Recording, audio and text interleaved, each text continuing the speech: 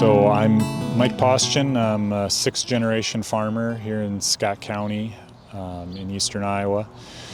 Farm with my family, got farrow-to-finish hogs, also raise corn, soybean, and rye. We've been doing no-till and cover crops on our farm for probably the last 15 years or so. We've changed a lot over those years and how we do things, but we're still kind of tweaking it and figuring it out as we go. One of the tricky things about cover crops is that a lot of the benefits are most likely accruing over a long period of time, and that's really hard to wrap your head around sometimes.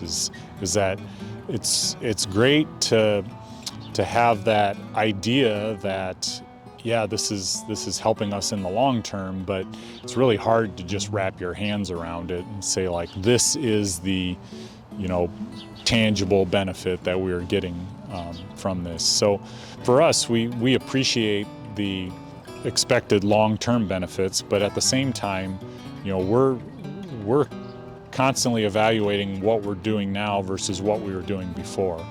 And for us, when we're out in the field in the spring planting our next crop, we just like the conditions that we're planting into more than what we were planting into before we started doing the no-till and the cover crops.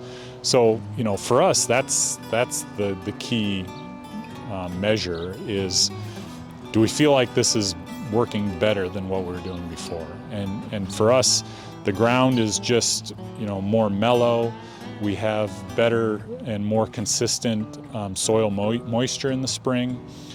We feel like we're able to better manage wetter conditions in the spring by having that cover crop growing in there and helping to sequester some of that water and use some of it.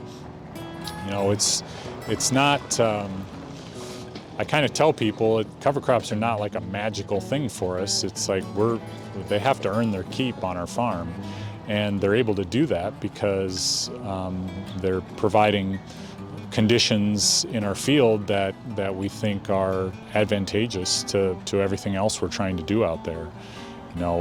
We've noticed a dramatic increase in the number of earthworms when we're digging out in our fields, and just the soil tilth has changed so much that even this past fall we had a tire that needed to be fixed on our combine, and the guys who came out to fix it were having trouble jacking the combine up because the jack just kept sinking away into the ground because it was so mellow, and this was even in a high traffic part of the field. So just our own observations and things that other people comment on when they're on our farm that make us feel like we've definitely are already seeing a lot of the benefits of what we've been doing. So for us, that we've been doing this long enough that we're able to see some of those changes over time that maybe aren't going to be apparent the first year or the second year that you do something like this, but